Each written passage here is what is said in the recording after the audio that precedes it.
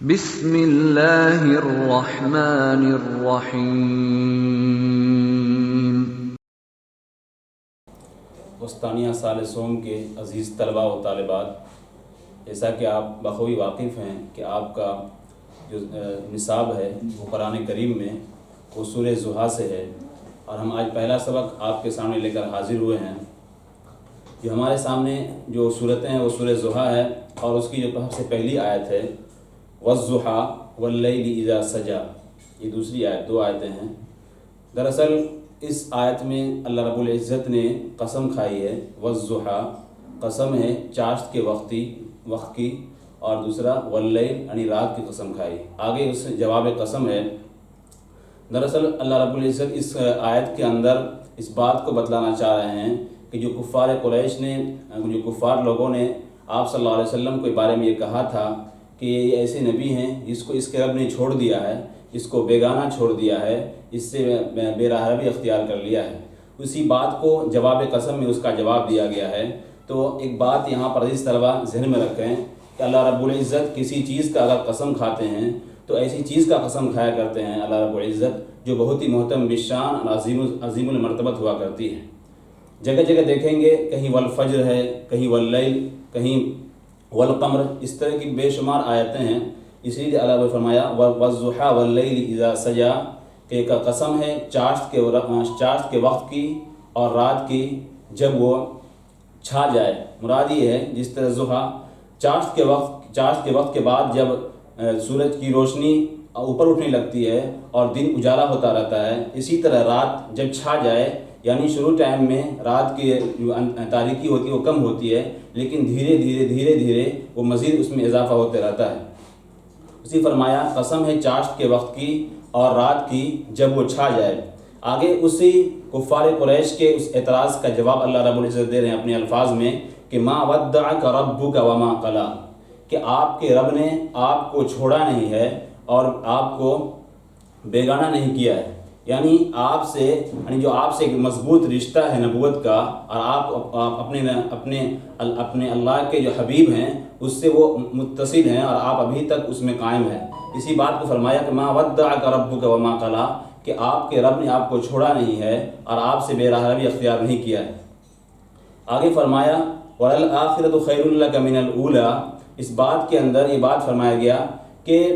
دنیا کے اندر جو سہولیات، جو نعمتیں، جو نوازشیں آپ کو ملی ہیں یہ تو ملی ہیں، لیکن آخرت میں جو ملنے والی ہیں اس سے بدرجہ بہتر ہے۔ وہاں بے شمار نعمتیں، بہت ساری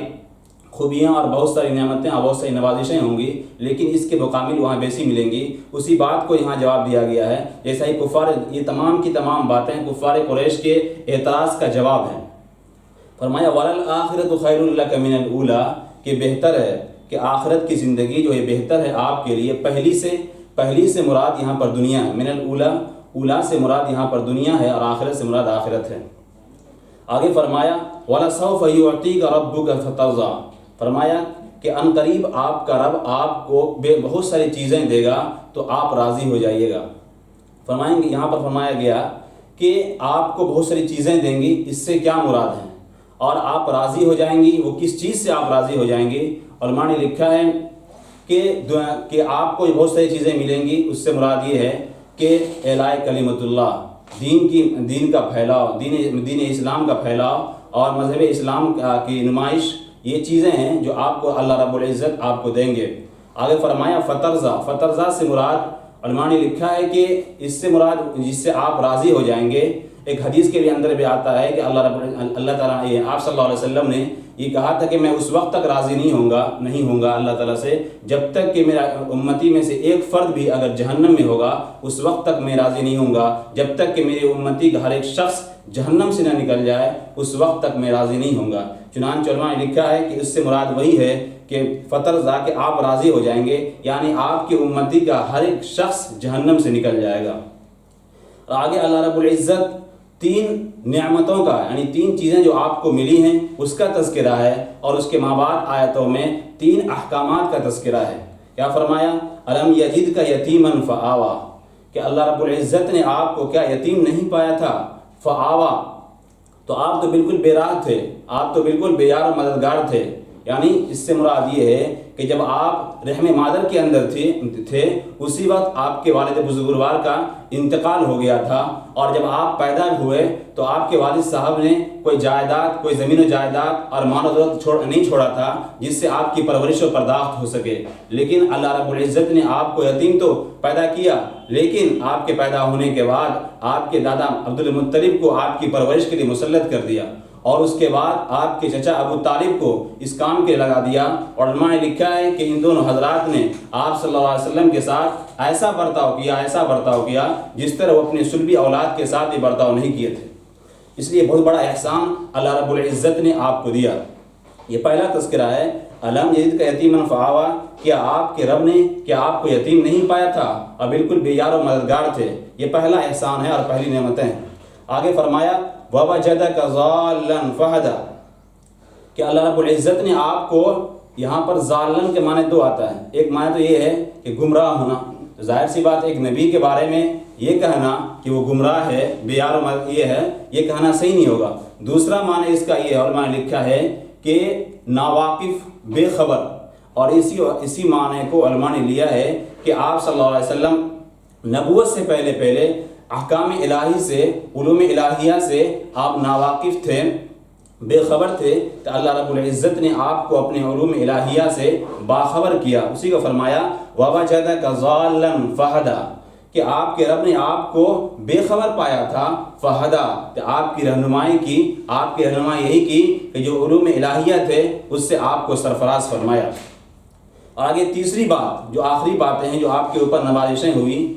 فرمایا وَوَجَدَكَ عَائِلًا فَأَغْنَىٰ، کہ آپ کے رب نے آپ کو مفلس پایا تھا، آپ کے پاس کچھ بھی نہیں تھا، آپ کے پاس کوئی مال و دولت نہیں تھا، آپ تو بالکل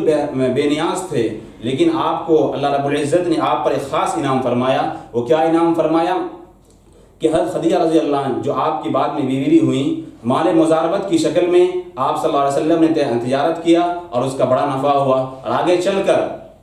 آپ صلی اللہ علیہ وسلم کی وہ نکاح میں آ گئی، اور نکاح میں آنے کے بعد عزیز طلبہ سارا کا سارا مال آپ صلی اللہ علیہ وسلم کی خدمت میں وہ پیش کر دی۔ یہ بہت بڑا احسان ہوا کہ آپ مفلس تھے، بے یار و مددگار تھے، آپ کے پاس کچھ نہیں تھا، لیکن آپ مال و دولت کا ایک بہت بڑا خزانہ آپ کو مل گیا۔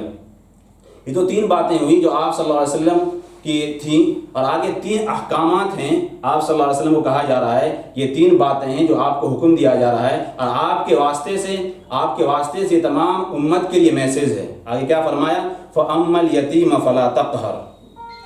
فرمایا کہ یتیم تو آپ اس پر ظلم نہ کیجیے۔ ظلم سے مراد یہ ہے اگر یتیم کے پاس کوئی مال و دولت ہے، کوئی زمین و جائیداد ہے، تو اس پر بیچارہ ضعیف ہے، کمزور ہے، اس پر ظلم و زیادتی کر کے اس کے مال کو ہڑپ نہ لیا جائے۔ دراصل یہ نبی کو خطاب ہے، لیکن دراصل یہ امت کو تعلیم ہے کہ امت کو یہ تعلیم دیجیے کہ اگر کسی معاشرے میں کوئی غریب، کوئی یتیم اگر ہے تو اس کے پاس مال و دولت ہے، اس کو چھین نہ لیا جائے، اس پر ظلم و زیادتی نہ کیا جائے۔ عزیز طلبہ، حدیث کے اندر ایک حدیث ہے کہ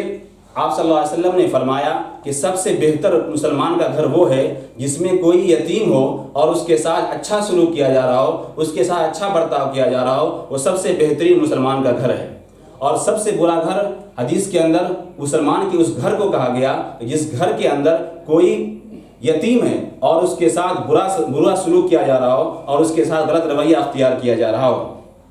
آگے فرمایا یہ دو باتیں ہوئی، تیسری باتیں فَأَمَّا الْيَتِيمَ فَلَا تَقْهَرْ، اگر کوئی یتیم ہے تو اس کے اوپر ظلم و زیادتی نہ کیا جائے۔ یہ پہلے احکامات ہیں۔ دوسرا احکامات یہ ہے وَأَمَّا السَّائِلَ فَلَا تَنْهَرْ، کہ سائل جو ہے مانگنے والا ہے اس کو جھڑکا نہ جائے۔ اگر کوئی آدمی، کوئی سائل آپ کے دروازے پر آتا ہے تو اس کو ایسا نہیں ہے کہ آپ اس کو جھڑک دیں۔ اگر آپ کچھ دینا چاہتے ہیں تو اس کو پیار و محبت سے دے دیجئے، اگر نہیں دینا ہے تو اس کو نرمی کے ساتھ سمجھا بجھا کر اس سے معذرت کر لیجئے۔ ایسا نہیں کوئی سائل آپ کے دروازے پر آتا ہے اس کو جھڑکنا نہیں ہے، دراصل یہ امت کو تعلیم ہے۔ یہ دو باتیں ہوئی، یہ دو احکامات ہوئے، اور تیسرے احکامات جو آخری آیت کے اندر ہے، فرمایا وَأَمَّا بِنِعْمَةِ رَبِّكَ فَحَدِّثْ،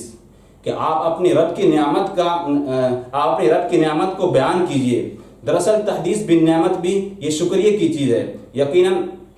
اللہ رب العزت نے جو ہمیں نوازشیں دی ہیں جو ہم بہت ساری چیزیں ہمیں سہولیات دی ہیں، اس کا یہ تقاضا ہے کہ ہم اپنے رب کے نعمتوں کو شمار کریں اور اس کو بیان کریں۔ حدیث کے اندر بھی آتا ہے کہ جو آدمی کے احسانات کا شکریہ ادا نہیں کرتا ہے، وہ اللہ کے رحمت کا بھی شکریہ ادا نہیں کرتا ہے، اللہ کے انعامات کا بھی شکریہ ادا نہیں کرتا ہے۔ اس لیے آدمی کو چاہیے کہ اللہ تو دور، کوئی انسان بھی اگر کسی کو کچھ دیتا ہے، کچھ اس کی حوصلہ افزائی کرتا ہے، تو اس کی بھی شکریہ اس کو ادا کرنا چاہیے۔ جائے کہ اللہ رب العزت نے انسان کو بے شمار نعمتیں دی ہے، اس کا بھی تقاضا ہے کہ ایک انسان اللہ رب العزت کا ہر حالت میں شکر گزاری کرے اور اس کی تحدیث بالنعمت کرے۔ آج کی سبق یہیں پر ہم روکتے ہیں۔